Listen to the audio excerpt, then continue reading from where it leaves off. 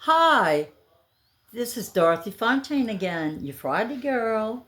Thank you for viewing. I appreciate it. The name of this story tonight is called The Man from the Canary Islands. Well, one night I took my Bible and went to I went to a boat launch where I sat in my car and was reading the Bible, and I was kind of a new Christian, and I was very zealous. And I didn't have a date. I was divorced. I didn't have a date. And so that's what I decided to do that Friday night. All of a sudden, a policeman comes up, knocks on the window, and says, "Ma'am, what are you doing parked here?" And I told him I was reading the Bible. He looked down. He looked really surprised. And he said, "Well, you can't park here at the end of this boat launch." And I said, "Okay, sir, and I'll move. But then I was disappointed because I really didn't feel like going home. It was so peaceful there by the water. I didn't want to leave, but I had to. So I didn't know what else to do with myself, and I didn't want to go home. And suddenly, the Lord telepathically spoke to me. I knew it was the Lord. And he said, "Dorothy, I want you to go sit at the swimming pool at your mother's apartments, and I will send him to you. I'm going to send someone to you." Well, he didn't tell me what I had to do when he sent the man or woman. He said him. So I didn't know what I was supposed to do, but I knew that I would, find out. So my mother owned apartments on the lakefront, just a small apartment complex of 13 units. And it was 10 o'clock at night. So when I got there wasn't anybody by the pool. Everybody was probably on a Friday night. Everybody probably went out. It was a Friday night. So I did what the Lord told me to do, and I went and sat by the swimming pool and was reading the Bible. They had lights around the pool, and I could see. And suddenly, here he comes, some man walking through the wrought iron gates towards the swimming pool. And the apartments that were downstairs, all of the doors kind of was around the pool. So he had to walk that way to get to his apartment. He had to pass me. So as he was passing, he said hi to me. I guess he was curious as to why a woman was sitting there at 10 something at night reading a book.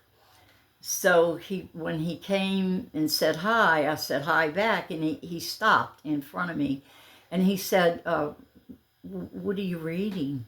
And I said, "I'm reading the Bible." And he said, "Well, what is the Bible?" And that took me back, because most people do know what the Bible is. And he sat down. He was such a nice person, and he was such a gentleman. And he sat down, and come to find out, he was from the Canary Islands. He had some job that transferred him to the United States. He rented an apartment for my mother, and we talked for a long time. Come to find out, he tells me that he, tomorrow morning, is going to be leaving for New York City because he wants to find Jesus, and he knows that Hare Krishna is Jesus, and he was told that Hare Krishna is Jesus, and he never met the man before, and he wants to go. He's just got to meet Jesus. I was like dumbfounded, and I explained to him that no, no, no, no, no, that is not Jesus. I promise you it's not Jesus. And he didn't quite believe me, and I had to convince him not to go to New York. And he said, "Well, I'm getting kind of thirsty. Would you like to have a fruit punch or orange juice or something in my apartment?" After talking to him for a while and knowing that the Lord is the one that sent him to me, I had no fear. So I said, okay, and I went into his apartment. To my surprise, he was an artist also. and I was too.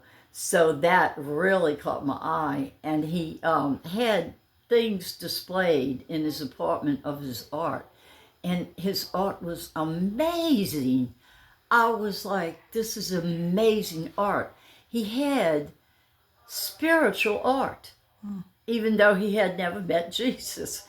He had painted hell with people growling and just showing pain. And then he had this kind of like a blanket that he painted. It was a big eye, a beautiful big eye, and he said that's the eye of God. And so he was really searching, you know.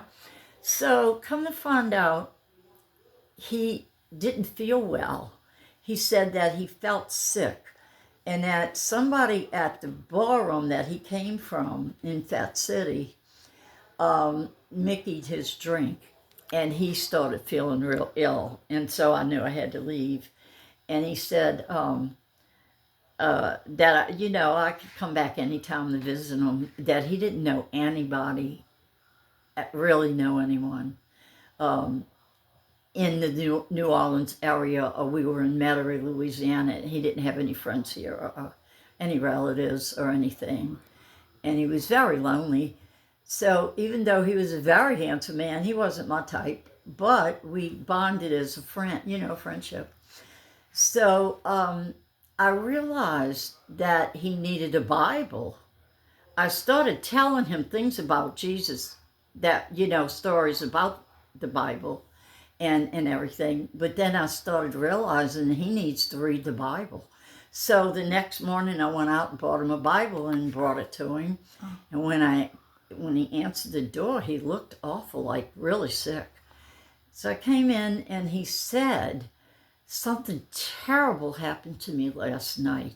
He said, when I tried to go to sleep, he said, it was like the room got dark and these evil voices were in the room and they were telling me to kill myself, that I didn't have nothing to live for, and I was lonely, and I didn't have anyone, and just to kill myself. And he said, and I was tempted to do it, but I didn't do it.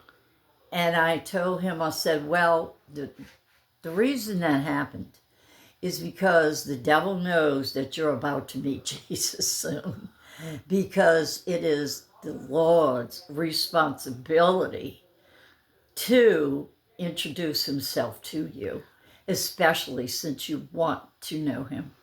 And believe me, he will do that. Without a doubt, he will. I don't know why his timing is the way it is. I can't question him. But he has his reasons. But he will. You will meet Jesus, one way or the other. So I told him that I would check back with him after he reads the Bible for a couple of weeks. And, you know, I would come back in a couple of weeks and check on him and see how he's doing.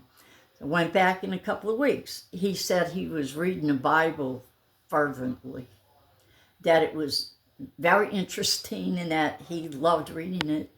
And that was it, you know, and I left. So a few days later, I came and checked on him again. And he said, guess what happened? I said, what? He said, I was depressed. And he said, I was just sitting in my chair that faces the glass sliding door. And he said, when I looked up, he said, I could see my reflection in the glass sliding door because the light was on. And I could see, you know, it's like a mirror, and I could see myself in reflection. He said, all of a sudden, my whole face changed into the face that I knew it was Jesus. He said, Jesus' face just came over my face, and it changed into him. And I knew it was Jesus. And I was like really happy about that. Then it's not quite the end of the story. I said, okay, well, I'll come check on you. Keep reading the Bible. I'll come visit you and we can talk about the Bible and what you've learned and, trying to help him out. And he said, okay. So one day I went over there a few days later to see how he was doing and see if we could have like a little Bible study just between him and I. And he said, I haven't eaten in over a week. He said, I'm starving. I don't have any money. I lost my job. I don't know how I'm going to get back to the Canary Islands. And he said, I haven't paid my rent in 3 months and your mom evicted me. I was like, oh my God. And he was sick from not eating and everything. So I said, that's okay, I'll bring you some food tomorrow. So the next morning I went out. Well, before I went out and bought food, I asked the Lord, I said, what do you give somebody who hasn't eaten in over a week, whose stomach is shrunk? I know I can't just go feed them, ground meat and steak and roast, like heavy food. What do you think I should bring him, And the Lord spoke to me and said, a scripture, something about milk and honey. There's a scripture about milk and honey. And I said, okay. So I went and bought milk. I went and bought honey. I bought chicken noodle soup and the kind of things that you feed someone that's on a diet when they have the flu, and they have a high fever. So I bought a bunch of stuff, that crackers, soup, and stuff that he could eat. Angel food cake and some peaches and milk and honey. And I brought it to him and he was so grateful. And I felt good inside because I knew, he had something to eat. So after that, I brought him some food 2 or 3 more times. And then the last time I went to visit, he was gone. So this is the story of the man from the Canary Islands. I think that he had family in the Canary Islands and that they must have sent him some money to get him home. So he went home.